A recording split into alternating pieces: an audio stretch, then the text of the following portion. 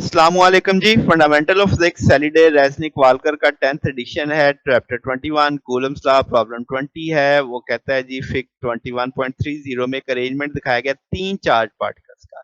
उनके बीच की दूरी डी है। ए और सी जो है वो फिक्स्ड एक्स एक्सिस पे, बी जबकि मूव कर सकता है एक सर्कल में पार्टिकल ए पे। वो कहता है इस मूवमेंट में रेडियल लाइन जो ए और बी की वो थीटा एंगल बनाती है positive direction of x axis के साथ, जैसे फिग में भी दिखाया गया।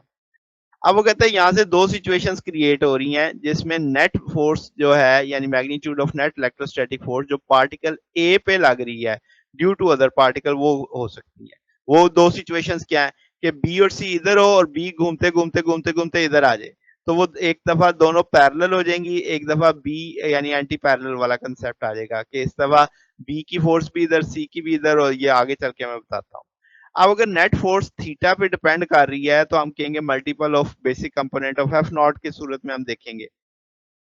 लेट्स से कर्व वन हमें जो दिखाई गई है वो कहता है कि एट थीटा 180 अगर हम यहाँ पे देखें तो फोर्स आपकी 2f नॉट के बराबर आ रही ग्राफ के लिहाज से, कि यहाँ पे ये 2f नॉट के बराबर आ रही है। ग्राफ को इस तरह स्टडी करना है हमने।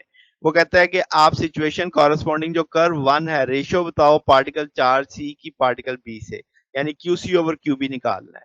फिर वो कहता है फिर Q C over Q B निकालो, मगर आप कर्व टू के लिए इसे सोच के बताओ। तो पहली सिचुएशन जो कर्व वन है उसके लिहाज से अगर देखा जाए तो आपके पास पहले वाकयात में बी सेंटर में है, तो सी आपका मानेंगे कि भाई आपके पास यहाँ पे थीटा जीरो जब है, तो यानी जब दोनों फोर्सेस पैरेलल आपके दोनों चार्जेस एक ही साइड पे हैं, तो उस वक्त आपके पास फोर्स जीरो है। फोर्स जीरो होने का मतलब क्या है कि बी उसे रिपेल कर रहा हो, सी उसे अट्रैक्ट कर रहा हो। तो ये तभी मुमकिन है अगर बी पॉजिटिव होगा, सी क्या होगा, नेगेटिव होगा। तो बी जो फोर्स ए पे लगा रहा है वो निकाल ली, सी जो फोर्स ए पे लगा रहा है वो निकाल ली, sum of forces equal to zero हम करेंगे। तो अब आपके पास इक्वल से कर देंगे, क्यू क्यू से कट जाएगा, क्यू ए क्यू से कट जाएगा, Q B by Q C निकल आएगा 4 के बराबर। अब हम जानते हैं क्यू सी मैंने नेगेटिव अज्यूम किया हुआ है, तो यहाँ से जब हम simple Q C over Q B लेंगे तो वो -4 के बराबर आ जाएगा। तो ये तो कर्व वन से वो रेशियो आ गई। अब हम कर्व टू पे चलते हैं। कर्व टू को मैंने थोड़ा सा हाईलाइट किया है, उसकी एक इनिशियल वैल्यू और एक फाइनल वैल्यू है। इनिशियल वैल्यू देखें तो 1.25 आती है, फाइनल वैल्यू देखें तो 0.75 आती है। अगर हम कहें कि थीटा जीरो है तो इसका मतलब जब दोनों पैरेलल हैं तो अब आपके पास इस वक्त फोर्स 1.25 आ रही है।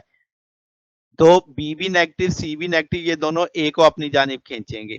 तो हम कहेंगे ए पे लगने वाली नेट फोर्स जो यहां से पता चलेगी 1.25 वो दोनों फोर्सेस के सम के बराबर होगी, जो बी लगा रहा है जो सी लगा रहा है।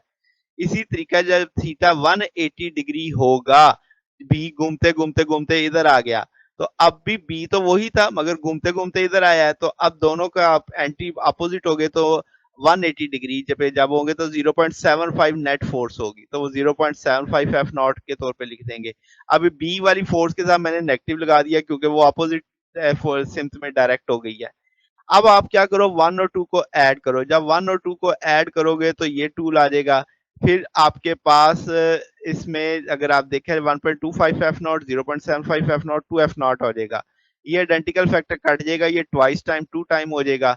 यहाँ से हम इसमें से क्यू सी निकाल लेते हैं। क्यू सी को एक तरफ रखेंगे, बाकी चीजें दूसरी तरफ चली जाएंगी।